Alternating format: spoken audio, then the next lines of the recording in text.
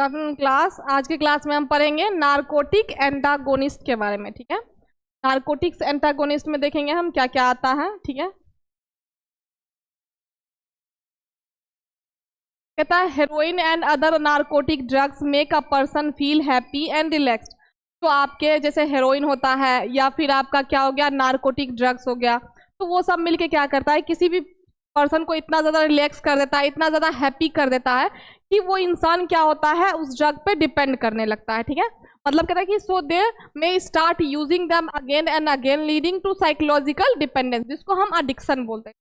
अगर मान लो कोई चीज़ लेने से आपको क्या होता है, खुशी मिलता है या आप खुश होते हो, तो उसे उसको क्या करते हो आप बार बार बार बार बार बार लेने का कोशिश ट्राई करते हो। ठीक है, अब जब बार बार उसको लोगे तो उसके वजह से आप क्या करोगे कि उस पर आप डिपेंड हो जाओगे, उससे आप एडिक्टेड हो जाओगे। ठीक है, एक बार एडिक्टेड हो गए तो आप उस एडिक्शन आपका छूटेगा नहीं। ठीक है, तो ये चीज़ हो गया आपका क्या नारकोटिक और हेरोइन जो ड्रग्स होता है वो, कि मेनली आपको वो इतना ज़्यादा मैनिपुलेट कर देगा या आप उतना ज़्यादा उस पर डिपेंड हो जाओगे कि एकदम उसके आदी हो जाओगे। फिर बोलता है आपका कि after repeated use the body becomes tolerant to the drug, so the person needs larger amount to get the same effect and may suffer withdrawal symptoms if the drug is stopped. ठीक है, कहता है आपका कि अगर मान लो कि जैसे जैसे बॉडी में आप नारकोटिक्स लेते रहते हो, हेरोइन लेते हो, तो बॉडी क्या करता है उस चीज़ को अडेप्ट करने लगता है। अब जब अडेप्ट कर लेगा तो उसकी वजह से क्या होगा कि आपको डोज बढ़ाना पड़ेगा। मतलब मान लो आप 5 mg ले रहे हो तो आपको 10 mg चाहिए, क्योंकि आपको वही 5 mg वाला डोज चाहिए। लेकिन क्या होता है कि आप 5 mg रेगुलर ले रहे हो, इस वजह से आपको वो इफेक्ट मिलेगा नहीं। अब जब वो इफेक्ट नहीं मिलेगा तो इसके लिए आप डोज बढ़ाओगे, और अगर आप डोज बढ़ाओगे, अगर आप फिर भी सेटिस्फाई नहीं होते हो तो और ज़्यादा डोज बढ़ाओगे, तो उसकी वजह से क्या होगा कि आपको बहुत सारा प्रॉब्लम हो सकता है, बहुत सारी चीज़ें फेस करनी पड़ जाएगी। ठीक है, तो कहता है कि get same effect and may suffer withdrawal symptom if the drug is stop. एक बार अगर ड्रग आपको स्टॉप किया, रोक दिया जाता है, तो आप बहुत ज़्यादा सफर करोगे फिर। ठीक है, मतलब उसके बगैर आप रह ही नहीं पाओगे, इस तरीके से एडिक्शन हो जाएगा आपको उस चीज़। कहता है narcotic antagonist are drugs that block the harmful effect of narcotics like morphine, specially dangerous breathing depression. ठीक है, कहता है कि जो आपका नारकोटिक एंटागोनिस्ट क्या होता है वो क्या करता है, उसी एक्टिविटी को वो ब्लॉक करता है। ठीक है, तो ड्रग की जो एक्टिविटी होती है, हार्मफुल इफेक्ट्स होते हैं नारकोटिक्स ड्रग से, जैसे मॉर्फिन वगैरह हो गए, तो वो उस ड्रग की एक्टिविटी को क्या करता है ब्लॉक करता है। ठीक है, ब्लॉक करता है, ब्लॉक करने के वजह से क्या होता है आपका कि जो मतलब डेंजरस ब्रीथिंग डिप्रेशन हो सकते हैं आपको नारकोटिक ड्रग्स से, वो चीज़ें नहीं होगी। ठीक है, तो इसलिए नारकोटिक एंटागोनिस्ट का यही काम होता है कि जो उसके हार्मफुल इफेक्ट होंगे वो हार्मफुल इफेक्ट को वो ब्लॉक करता है। ठीक है, कौन एंटागोनिस्ट। कहता है they work by competing with narcotic drugs at the same receptor site in the body. ठीक है, अब देखो ये जो वर्क करते हैं नारकोटिक एंटागोनिस्ट, वो ऐसे करता है जहाँ पे वो नारकोटिक ड्रग रिएक्ट कर रहा है, जहाँ जिस रिसेप्टर पे वो अपना एक्टिविटी शो कर रहा है, वहीं पे ये भी नारकोटिक एंटागोनिस्ट भी अपना इफेक्ट या अपना काम करेगा। ठीक है, उसी सेम रिसेप्टर पे।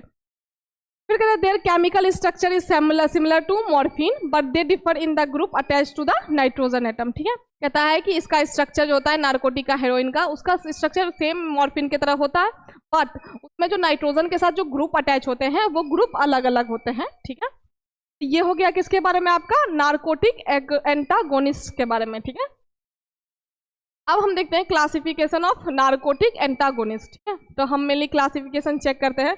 तो सबसे पहला क्लास है आपका प्योर एंटागोनिस्ट। ठीक है, प्योर एंटागोनिस्ट में आता है आपका दो ड्रग, नैल्ट्रोजोन और नाल्ट्रिक्सोन। ठीक है, दो ड्रग आ गए, नैल्ट्रोजोन एंड नाल्ट्रिक्सोन। उसके बाद दूसरा टाइप है आपका क्लास है पार्शियल एगोनिस्ट ऑफ नेलोरफिन टाइप। ठीक है, पार्शियल क्या हो जाएगा आपका एगोनिस्ट ऑफ नेलोरफिन टाइप। ठीक है, तो इसमें आपका क्या क्या आ जाएगा, इसमें आपका आ जाएगा नेलोरफिन एंड लेवेलोफेन। क्या आ जाएगा, नेलोरफिन एंड लेवेलोफेन। ठीक है, उसके बाद आ गया तीसरा टाइप में आपका क्या है, partial agonist of morphine type. इसमें आ जाएगा आपका प्रोपिराम और पेंटाजोसिन। ठीक है, तो ये दो ड्रग आपके इसमें आ जाएगा, किसमें, पार्शियल एगोनिस्ट में।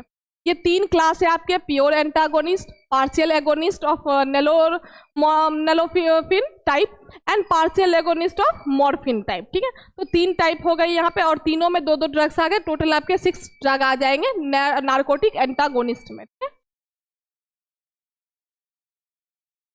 हम ड्रग के बारे में डिस्कस कर लेते हैं, नैलोक्सोन के बारे में। ठीक है, नैलोक्सोन जो होता है उसका केमिकल फॉर्मूला आपका कार्बन है, तो नाइट्रोजन इसमें कितना प्रेजेंट होगा आपका, 1 प्रेजेंट होगा। उसके बाद ऑक्सीजन की बात करें तो ऑक्सीजन इसमें 4 प्रेजेंट होंगे। ठीक है, तो इस तरीके से बनेगा आपका इसका केमिकल स्ट्रक्चर। ठीक है, ये रहा केमिकल फॉर्मूला कि कार्बन 19 होता है, हाइड्रोजन इसमें 21 प्रेजेंट होगा, नाइट्रोजन 1 प्रेजेंट होगा, ऑक्सीजन 4 प्रेजेंट होगा। ठीक है, स्ट्रक्चर की बात करें तो इन्हीं चीज़ों से मिलके आपका स्ट्रक्चर बनता है किसका, नैलोक्सोन का। ठीक है, अब अगर हम आईयूपीएसी नेम की बात करते हैं तो आईयूपीएसी नेम हो जाएगा उसका 70 allyl 45 alpha epoxy 314 dihydroxy morphinan 6 ONE। ठीक है, तो ये हो गया किसका, नैलोक्सोन का आईयूपीएसी नेम, क्या 17 all allyl 4 alpha epoxy 314 dihydroxy morphinan 6 ONE। ठीक है, उसके बाद फिजिको केमिकल प्रॉपर्टीज की अगर हम बात करें तो फिजिको केमिकल प्रॉपर्टीज का क्या होता है, ओडरलेस होता है, मतलब कोई स्मेल नहीं होता है। ठीक है, नो स्मेल। ठीक है, व्हाइट कलर का क्रिस्टलाइन पाउडर होता है, व्हाइट कलर का क्रिस्टलाइन पाउडर होगा। Is insoluble in chloroform, chloroform में क्या होगा, इंसॉल्यूबल होगा, एंड ईथर में भी इंसॉल्यूबल होगा।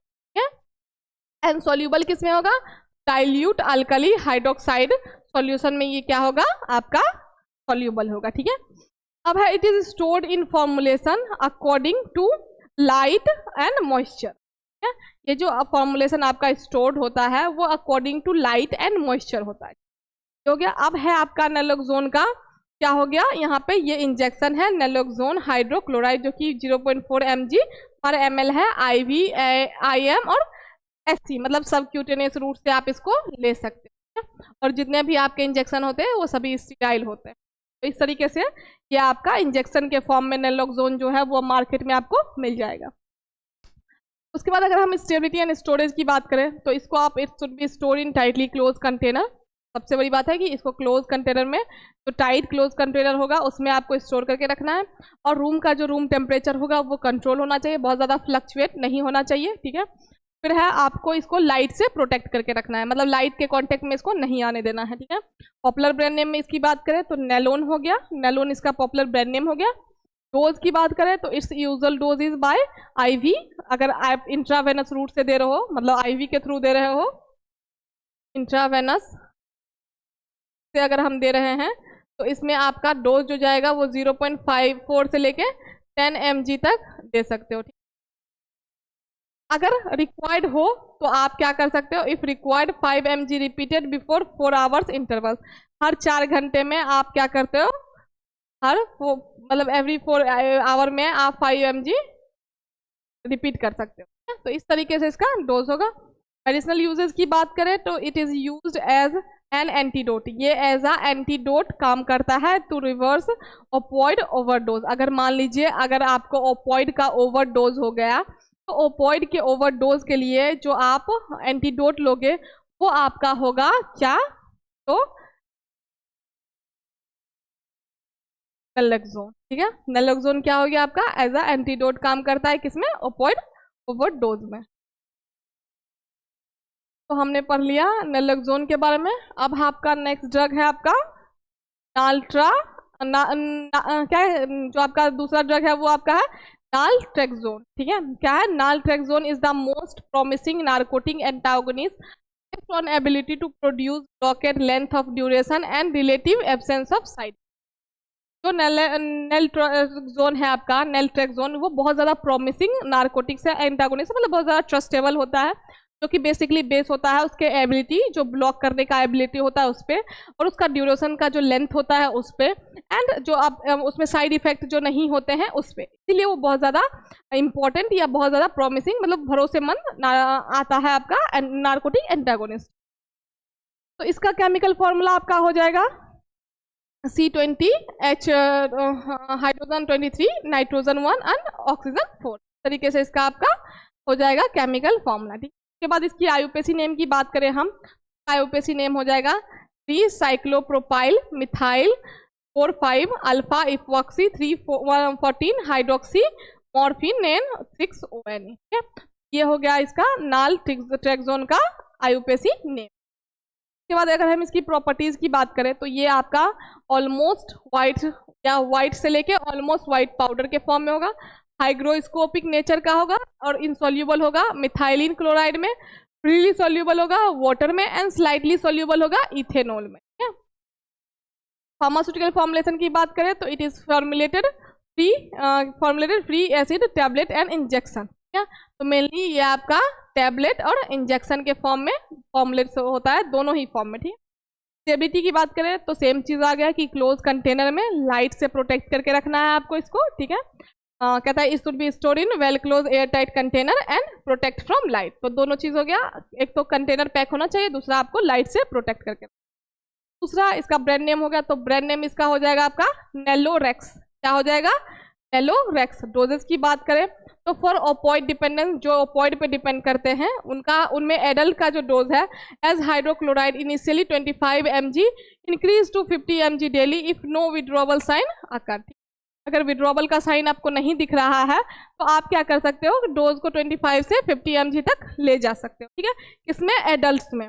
वहीं अगर मेंटेनेंस की कम डोज लेना चाहते हो तो आप 350 mg वीकली ले सकते हो, एज 50 mg डेली ले लो या फिर वीकली ले लो। ठीक है, कहते हैं डिवाइडेड इन 3 डोज। अब इसको क्या करो, आप 3 डोज में डिवाइड कर दो, मतलब कि 3 डेज के लिए, मतलब वीक में 3 दिन आप इसको डिवाइड करके ले लो। ठीक है, फॉर इम्प्रूव कॉम्प्लेक्स, मतलब और ज़्यादा इम्प्रूवमेंट दिखे उसके लिए आप इस तरीके से भी ले सकते हो। तो आप सारे तरीकों का इस्तेमाल करके देख सकते हो, जो भी आपको ज़्यादा इफेक्टिव लगे आप उसको कंटिन्यू करें।